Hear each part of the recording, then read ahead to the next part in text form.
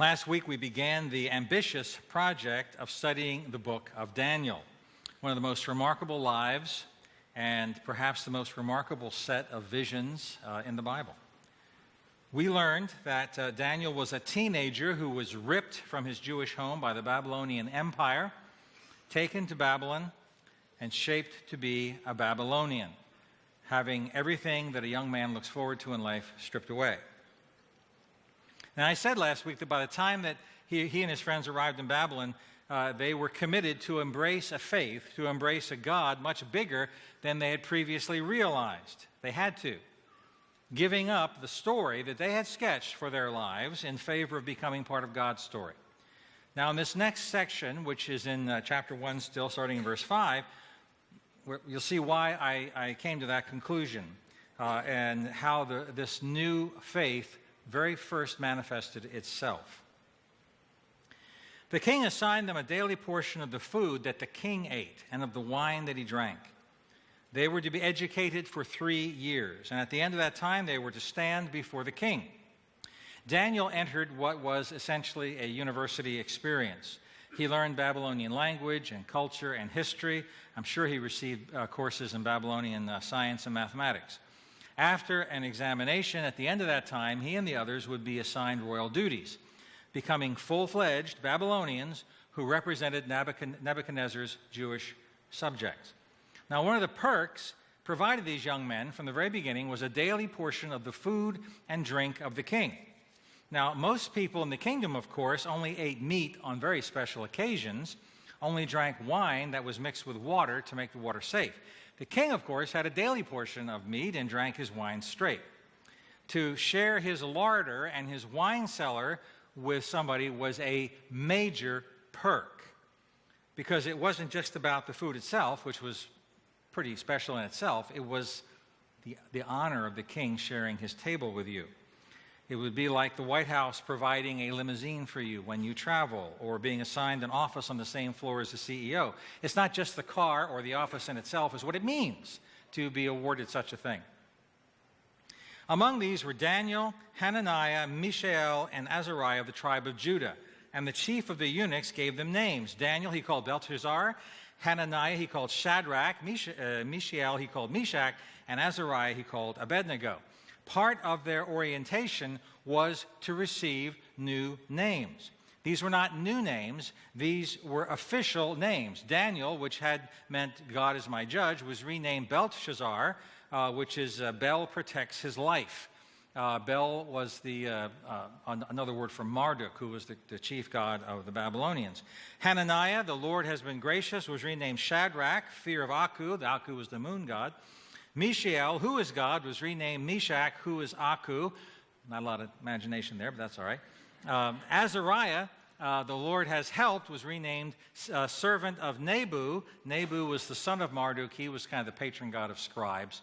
I imagine he was being trained as a scribe. These are the names that would, so to speak, appear on their driver's license. This is their official names. This formally demonstrated that these Hebrews had become Babylonian subjects. But Daniel resolved he would not defile himself with the king's food, nor with the wine that he drank. Therefore, he asked the chief of the eunuchs to allow him not to defile himself. And God gave Daniel favor and compassion in the sight of the chief of the eunuchs. Consider Daniel's very interesting first choices in Babylon. On the one hand, he accepts the new name, which is the name of an idol, okay, because he accepts the fact that he is a Babylonian citizen. But he rejects the king's food. Rejecting his new name would have been a public affront to the king, insulting the king's gracious offer to give him Babylonian citizenship. But while Daniel always maintained an appropriate humility before the king, he discreetly maintained his independence. And the chief of the eunuchs said to Daniel, I fear the Lord my king, who assigned your food and your drink, for why should he see that you are in worse condition than the youths who are of your own age? So you would endanger my head with the king. Daniel's immediate supervisor was sympathetic to him. God gave Daniel favor with this man. Daniel was good. He was a good, obedient, helpful, respectful student. He made the supervisor look good. But would this change if his diet changed? Notice from the very beginning, this arrangement was to be a secret. a discreet decision of Daniel and his friends, not known by anybody except his supervisor who had to make it happen. Then Daniel said to the steward whom the chief of the eunuchs had assigned over Daniel, Hananiah, Mishael, and Azariah, "Test your servants for 10 days. Let us be given vegetables to eat and water to drink. Then let our appearance and the appearance of the youths who eat the king's food be observed by you, and deal with your servants according to what you see." And again, notice, at no time was the king to know anything about this. So he listened to them in this matter and tested them for 10 days. At the end of 10 days, it was seen that they were better in appearance, fatter in flesh than all the youths who ate the king's food. So the steward took away their food and the wine they were to drink and gave them vegetables. Well, now we know this is going to be kept a secret, because if the king found out the steward was doing this, he'd probably get in trouble. So the steward would keep his mouth shut. So from then on, they did not eat the king's food. The king never knew that, but Daniel and his friends did. Every time they appeared before the king, inside, they could secretly reflect how they were not eating the king's food. As for these 4 youths, God gave them learning and skill in all literature and wisdom, and Daniel had understanding in all visions and dreams. And that will be developed, of course, very soon in the book. God caused them to excel in their studies. This is the first example of the outward success that God gave these young men in a pagan land, because inwardly they kept their heart pure for him. At the end of the time, that is, at the end of the 3 years, when the king had commanded they should be brought in, the chief of the eunuchs brought them in before Nebuchadnezzar, and the king spoke with them, and among all of them none was found like Daniel, Hananiah, Mishael, and Azariah. Therefore they stood before the king, and in every matter of wisdom and understanding about which the king inquired of them, he found them 10 times better than all the magicians and enchanters there were in all of his kingdom. Daniel was there until the first year of King Cyrus. So we see at this very beginning that Daniel's success is because he just did a fantastic job, and God caused him to be able to do that. Why did Daniel and his friends finagle things so that they would secretly abstain from the king's food? Now, some say they were being faithful to Jewish dietary restrictions. Maybe that's how it began. Daniel used the word defile, but of course that word doesn't necessarily mean ceremonial. It can also mean moral. But I don't think that's the main reason. For one thing, most of the king's menu wouldn't have been a problem. It would have been much easier just to not eat the occasional, pork chop or whatever. But the main thing is that the Old Testament did not forbid wine. That was a staple in Jewish diet. And yet Daniel did not want to have any of the special food the king gave him, including the wine. That tells me that it was not really motivated by dietary laws. Some think Daniel was avoiding food offered to idols. And it's true that all the food they ate was offered to idols. But that would be the problem with that, because the vegetables were offered to idols too. So that wasn't the reason. What Daniel and his three friends did was to discreetly refuse the special perks offered to him by the king. The CEO might have offered you a luxurious office, but you quietly arranged to get a smaller and less obtrusive one so you can be nearer to the people you're working with. And since the CEO is never going to visit your office, he'll never know. Why did Daniel do this? Because of an unwritten rule in every organization. Whoever eats the king's food is the king's man. It manifests itself in many ways, from a parking space with your name on it to an increase in your pay grade. When you get more perks, it is often expected that there will be more loyalty. 4 decades ago, that's a long time. 4 decades ago, in my first church, I experienced this for the first time. I worked with an elder who, let's say, he liked to control things from behind the scenes. Occasionally, he would bring home with him from his processing plant boxes of dented cans of food that were destined to be thrown out. As he well knew, I had a very, very small salary at the time, so extra food would be appreciated, which it was. And then one day, another elder took me aside, a guy who worked for him, okay? He just said one sentence. He said, "Glenn, that free food's going to get quite expensive." That's all he said. It was a warning from someone who knew him much better than I that this generous elder wanted me in his pocket, like the other pastors had been. From that point on, Mickey would thank him for his thoughtfulness and quietly throw it all away. I'm not sure how healthy dented cans would have been anyway. We discreetly refused to become dependent on those gifts. Now, he never knew what we did. We never embarrassed him privately or publicly in any way. But in every session meeting, regardless of what he thought, I knew that he did not have me in his pocket. We're going to see Daniel do some amazing things with his king.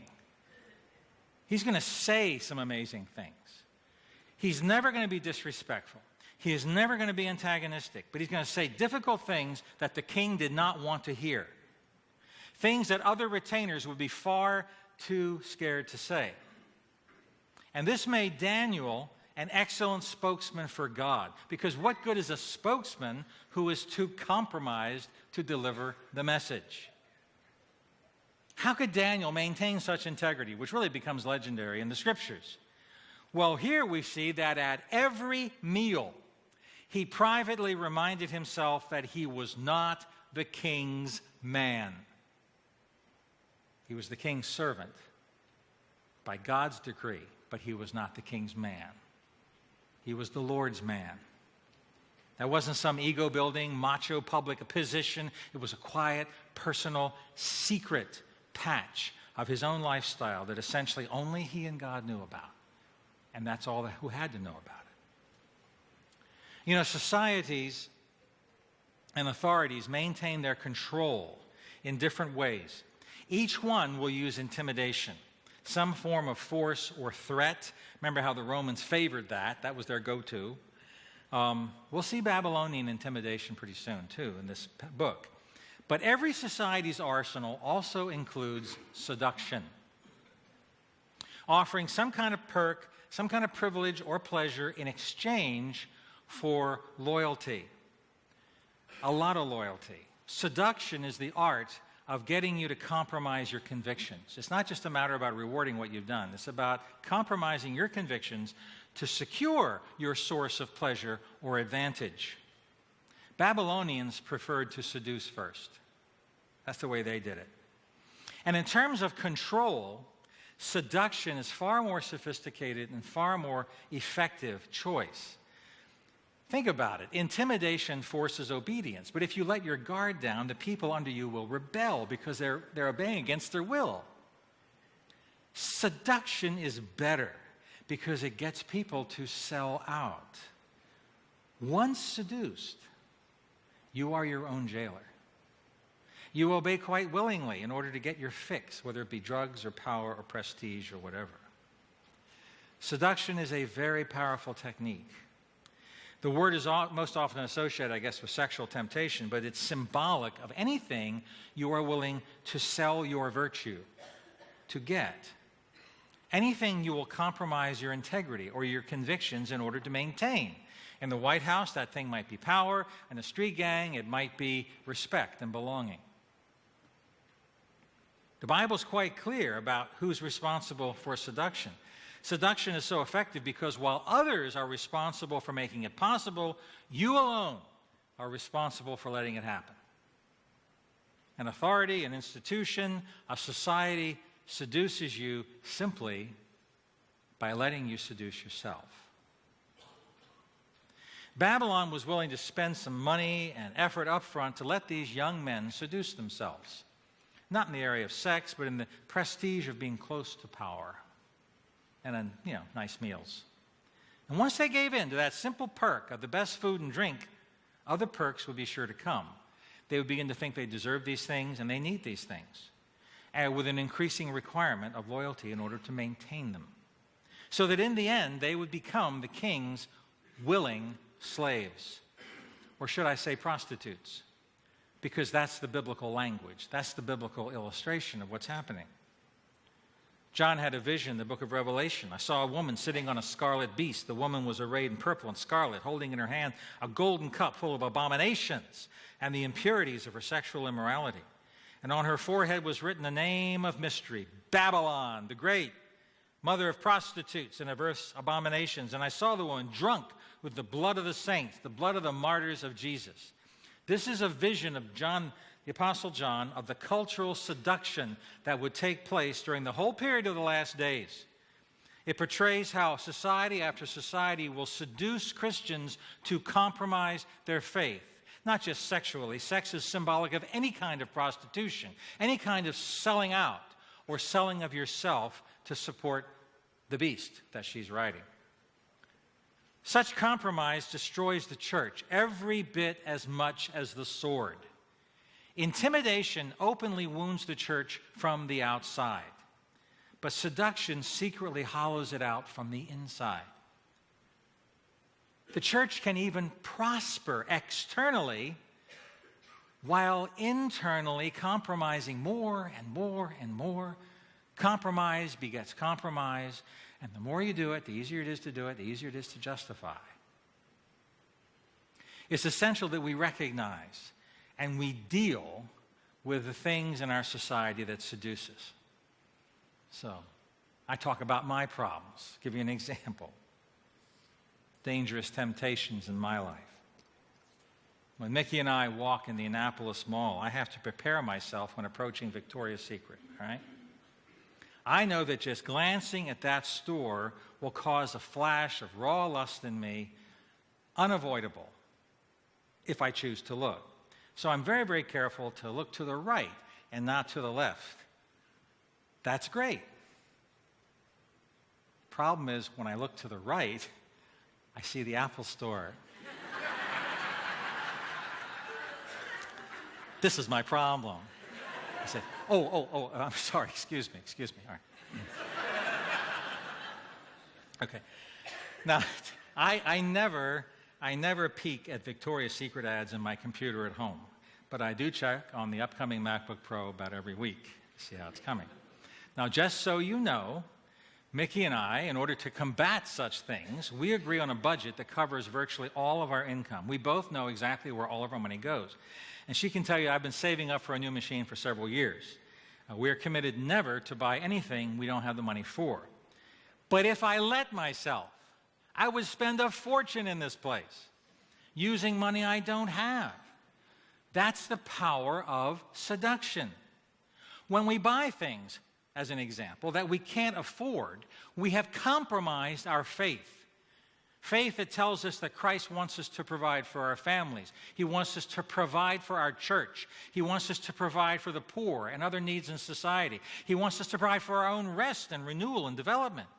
And when we misappropriate our money, we can't care appropriately for our family. We can't care appropriately for the church. We can't care for the poor. We can't care for our own responsible renewal and growth. We compromise our faith. And Babylon the prostitute cuts down yet another Christian's influence.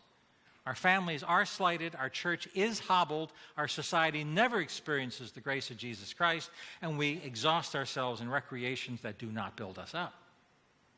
And in the end, what starts out as a decision to indulge turns into a full-blown addiction in which we aren't consciously deciding things anymore. It's simply how we just live or feel like we have to live. You once had boundaries that allow your faith to flourish, but now you can't resist the allure of temptation because you have torn down the walls of your faith yourself. Daniel purposed to have a larger faith in a larger God, and make that the centerpiece of his life. He was serious about it because it was either that or give up faith entirely. If he was going to believe in the biblical God, then he was going to have to believe it would be better to have a part in God's script than to write his own life story. Believing in a larger God like that is not easy. Such faith is going to have to brave the world's intimidation and the world's punishment and the world's anger. But first, it has to brave the world's seductions.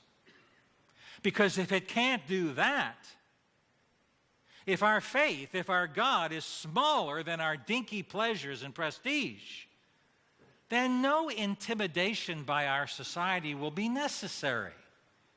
We will have already neutralized ourselves. Daniel saw what the king was doing by sharing his larder and his wine cellar. Perhaps all the young men did. But hey, what's wrong with a few perks? We deserve it. And there isn't anything wrong with perks if you can be free from the strings. Daniel just realized when he went into this, the king of Babylon had strings on everything, and he wasn't quite sure if he was able to resist that. So he decided to take a stand.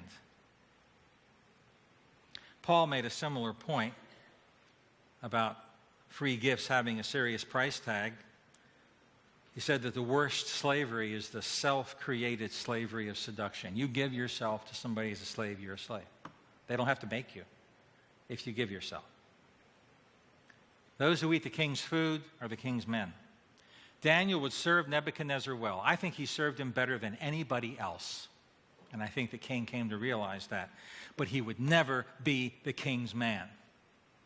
He belonged to the Lord. Whatever that meant, whatever it took him, that's what it meant. And he rehearsed that privately, discreetly, secretly, every breakfast, every lunch, and every dinner. Every meal was a small little recommitment which God witnessed every day in Daniel's life. And God responded to that man by choosing to reveal through him the most comprehensive understanding of redemptive history in the Old Testament.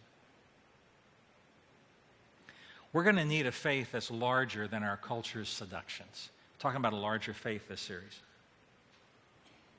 The future of the American church, perhaps our nation, depends on American Christians resisting the seductions of American culture. Not that we shouldn't like good things or be rewarded for our effort, not at all. But we have to avoid the strings that come with that would lead to compromise of our convictions. It is just pointless to point the finger at misguided convictions of other people if we won't live by our own. It's pointless to worry about whether the walls of our faith can withstand intimidation and persecution if we tear down the walls ourselves for the sake of pleasure and prestige or power. Every day, this society, my job, my government, my school, even my friends and social group will offer me something nice, sometimes really nice, something I really want, to buy loyalty that belongs to God alone, to get me to compromise what I believe He wants me to do so I can have this. So a question that occurs to me is what is going to remind me that I am the Lord's man and that I am the Lord's woman? Perhaps an earlier question actually is appropriate. Am I the Lord's man or the Lord's woman? Have I ever explicitly chosen the Lord over something I really wanted but knew down deep would compromise my faith? Have I ever done that? I hope you will pardon my bluntness, but if you can't think of any examples, you've probably never done it. Because it is hard to choose the Lord over something which is truly capable of seducing you, and it's not something you forget. You might think, why bother? God knows my heart. I don't have to prove anything to Him. No, of course not. But this is not about what God knows. This is about what I know, about myself. Daniel needed to rehearse God's grace, faithfulness, covenant regularly. And he also had to rehearse his commitment in response so that he would not lose his soul in Babylon. So he lost no time demonstrating privately to himself that he was God's man. He needed to do that for himself. And if making such a secret choice once was life-affirming, how much more powerful to maintain a secret life of devotion every day, every single day.